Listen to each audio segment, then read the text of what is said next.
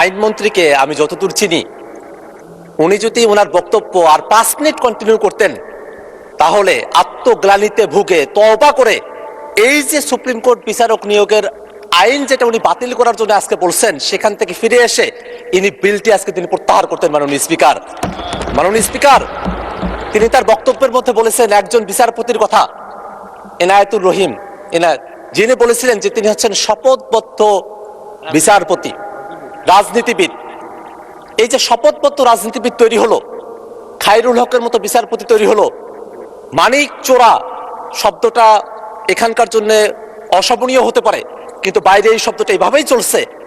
এই যে বিচারপতি হলো, এই যে মালিকের মতো লোক, খায়রুল হকের মতো লোক, শপথবদ্ধ রাজনীতিবিদের মতো লোক যারা বিচারপতি হলেন, সেই সব বিচারপতিদের সম্পর্কে তিনি বলেছেন যে আমাদের সুপ্রিম কোর্টের যারা বিচারপতি আছেন তারা কনস্টিটিউশনালি প্রোটেক্টেড, সমস্ত ক্ষমতা থাকা সত্ত্বেও তারা কিভাবে রাতের আলোতে মোমবাতি জ্বালিয়ে বিচার কার্য পরিচালনা করলেন, কিভাবে বেগম খালেদা জিয়াকে তারা অতিরিক্ত সাজা দিলেন এবং কিভাবে বাংলাদেশের বিচার ব্যবস্থাকে তারা ধ্বংস করলেন, সেই ফিরিস্তি তিনি যখন গাইছিলেন তখন আমার মনে হচ্ছিল তিনি আর 5টা মিনিট সময় যদি পেতেন তাহলে তিনি এর গোড়ার সংকট তিনি অনুধাবন করতে পারতেন। মাননীয় স্পিকার, এর গোড়ার সংকটটা হচ্ছে মাননীয় স্পিকার বিচারপতি নিয়োগের সময়টাতে। মাননীয় স্পিকার, আপনি কোনো একটা ঘুড়িকে আপনি আকাশে উড়িয়ে দিয়েছেন, সেই ঘুড়ির লাটাই যদি আপনার হাতে থাকে, ঘুড়িকে আপনি যতই উড়ার স্বাধীনতা দেন না কেন আকাশের মধ্যে, সেই ঘুড়ি সেখানেই পাক খাবে। আপনি যখন টান দিবেন তখন আপনার কাছেই ফিরে আসবে। এই বিচারপতি নিয়োগের যে বিধানগুলো বাংলাদেশে আছে অতীতে, সেই বিধানে এই ধরনের একটা পরিস্থিতি তৈরি হয়ে আছে মাননীয় স্পিকার।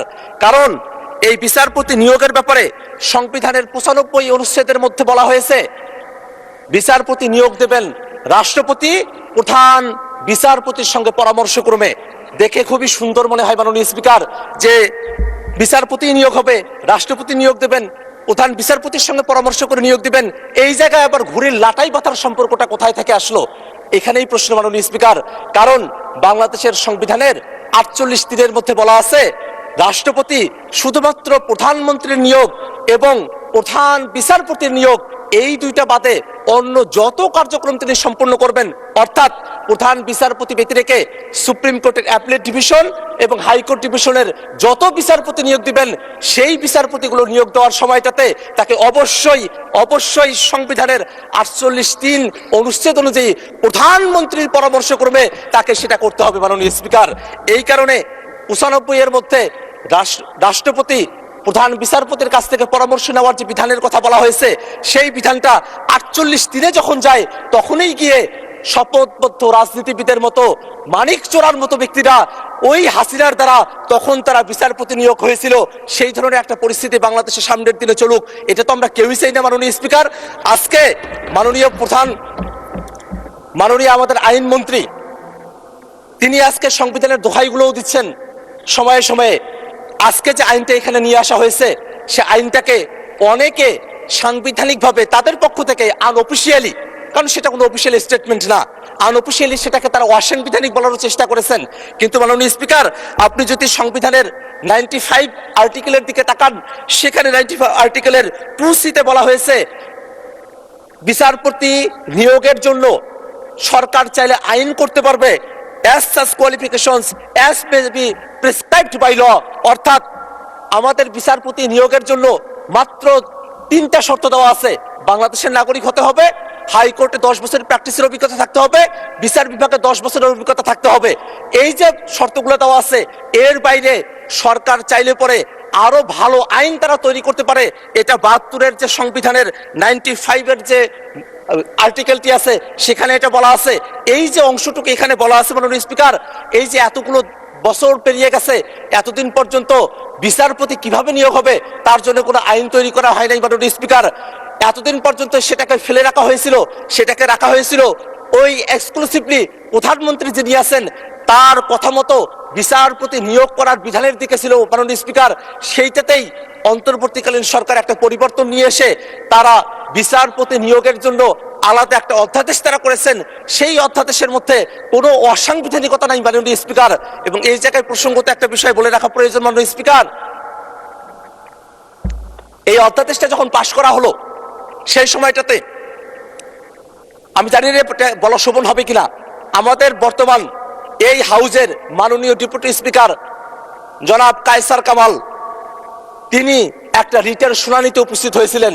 যে রিটটা আমাদের বিএনপির বন্ধুরা তখন করেছিলেন, সেই রিটটা ছিল এই যে সুপ্রিম কোর্টের বিচারক নিয়োগের যে অধ্যাদেশ, সেই অধ্যাদেশটাকে অসাংবিধানিক ঘোষণা করার জন্য, বাতিল করার জন্য একটা রিট। সেই রিটটি যখন হয়, মজার ব্যাপার হলো সে সময়টাতে আমাদের বর্তমানে যিনি আইনমন্ত্রী আছেন তিনি অ্যাটর্নি জেনারেলের পদে ছিলেন। এখানেই দেখার বিষয়টা মাননীয় স্পিকার, আমাদের আজকের যিনি ডেপুটি স্পিকার আছেন তিনি এটা বাতিল করার জন্য বলছেন, আর আজকে যিনি আইনমন্ত্রী তার দপ্তর, অ্যাটর্নি জেনারেলের দপ্তর তখন এই আইনের পক্ষে দাঁড়িয়েছিল। এবং সেই সময়টাতে আমাদের বিচারপতি আকরাম তার যে বেঞ্চ, সেই বেঞ্চ কিন্তু সেই সময়টাতে সামারিলি এটাকে রিজেক্ট করেছিল, একটা রায় দিয়েছিল। তারা বলেছিল পর্যবেক্ষণ সহকারে একটা রায়, যে এই যে আইনটা হয়েছে সে আইনে কোনো অসাংবিধানিকতা নেই। মাননীয় স্পিকার, আমরা যদি এই আইনটার দিকে একটু তাকাই মাননীয় স্পিকার, এই আইনের মধ্যে একটা কাউন্সিল করার কথা বলা হয়েছে। সে কাউন্সিলের চেয়ারপারসন হবেন আমাদের যিনি প্রধান বিচারপতি আছেন, তিনি নিজেই এটার প্রধান থাকবেন। এবং এই কাউন্সিলে অ্যাপিলেট ডিভিশনের একজন সিনিয়র জাজ থাকবেন, হাইকোর্ট ডিভিশনের দুইজন সিনিয়র জাস্টিস থাকবেন, আরো থাকবেন আইনের অধ্যাপক, অ্যাটর্নি জেনারেল থাকবেন, সেখানে সাবেক বিচারপতিও একজন থাকবেন। এখানে দেখার বিষয় হলো এখানে কয়েকটা জিনিস আছে যেটা অটোমেটিক্যালি হতে হবে। হাইকোর্টের এবং সুপ্রিম কোর্টে অ্যাপিলেট ডিভিশনের যারা সিনিয়র মোস্ট জাজেস আছেন তারা অটোমেটিক্যালি হবেন, কিন্তু আইনের যিনি অধ্যাপক এবং যিনি সাবেক একজন বিচারপতি, সেটা কিন্তু প্রধান বিচারপতি এটা নিয়োগ দিতে পারবেন। এই যে একটা কাউন্সিল করা হবে, সেই কাউন্সিলটা কিন্তু কোনোভাবেই সংবিধানের সাথে সাংঘর্ষিক না মাননীয় স্পিকার। কারণ এই আইনের 3 ধারার মধ্যে স্পষ্ট করে বলা আছে মাননীয় স্পিকার, যে এই যে কাউন্সিলটা গঠন করা হচ্ছে সেটা প্রধান বিচারপতিকে, রাষ্ট্রপতিকে পরামর্শ প্রদান করার জন্য যে ক্ষমতা দেওয়া হয়েছে, সেই ক্ষমতাকে সহযোগিতা করার জন্য এই কাউন্সিলটা গঠন করা হয়েছে মাননীয় স্পিকার। এবং এই কাউন্সিলে কিছু শর্তের কথা বলা হয়েছে, কিছু যোগ্যতার কথা বলা হয়েছে, যে যোগ্যতাগুলো অতীতে কখনোই এটাকে পরিপালন করা হয় নাই। সে কারণে ওই রকম শপথবদ্ধ রাজনীতিবিদের মতো, ওই রকম মানিক চোরার মতো বিচারপতি তৈরি হয়েছিল মাননীয় স্পিকার। কারণ এই আইনের মধ্যে সুন্দর করে বলা আছে অন্তত 45 বছর বয়স হতে হবে, একটা বয়সের ভারিক্কি থাকা প্রয়োজন আছে। আরো বলা আছে শিক্ষাগত যোগ্যতার কথা, চারিত্রিক গুণাবলীর কথা, তার প্রকাশনা আছে কিনা, এরকম অসংখ্য এখানে ক্রাইটেরিয়া দেওয়া আছে, যেটা অত্যন্ত একটা ভালো আইন। সে ভালো আইনটাকে কেন আজকে এখানে এসে বাতিল করার কথা বলা হচ্ছে মাননীয় স্পিকার, সেটা আমাদের বুঝে আসে না মাননীয় স্পিকার।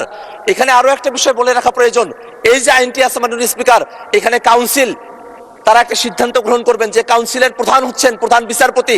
তারা সিদ্ধান্ত গ্রহণ করার পর রাষ্ট্রপতির কাছে পাঠানোর পরে রাষ্ট্রপতি যদি কোনো আপত্তি দেন, তাহলে সেটাকে নতুন করে বিবেচনা করার সুযোগও এই আইনের মধ্যে রাখা আছে মাননীয় স্পিকার। এত সুন্দর একটা আইন করা হয়েছে, সে আইনটাকে কেন, কোন যুক্তিতে আজকে বাতিল করে দেওয়া হবে, সে যুক্তির ব্যাপারে এখানে বলা হয়েছে। যে রহিতকরণ বিল, সে যুক্তির মধ্যে বলা হলো, তবে রাষ্ট্রের সর্বোচ্চ বিচারালয়ের স্থায়ী আইনগত কাঠামো নিশ্চিতকরণ এবং অধ্যাদেশটির বিধানাবলী অধিকতর যাচাই বাছাইয়ের লক্ষ্যে এই যে স্থায়ী কাঠামোর কথা বলা হচ্ছে, সেই স্থায়ী কাঠামোটি মাননীয় স্পিকার ওই 71 সালের স্বাধীনতার পর পর্যন্ত, অন্তর্বর্তীকালীন সরকারের আগে পর্যন্ত স্থায়ী কাঠামো ছিল না। স্থায়ী কাঠামোর জন্য যে আইনটা করা হলো, সেই যুক্তি দেখিয়ে আবার সেই আইনটাকে কেন রহিতকরণের কথা বলা হচ্ছে, সেটা আমাদের যুক্তিতে আসে না মাননীয় স্পিকার।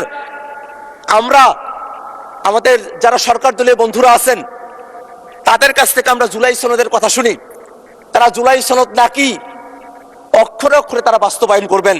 সেই জুলাই সনদের 2টা পার্ট আছে মাননীয় স্পিকার। এক পার্টে অর্থাৎ বাঁ দিকে আছে জুলাই সনদের মূল ভাষ্য, আর ডান দিকে আছে নোট অফ ডিসেন্ট। তারা যখন জুলাই সনদের কথা বলেন, তারা তখন নোট অফ ডিসেন্টের কথা বলেন, যেটা তারা অক্ষরে অক্ষরে পালন করতে চান।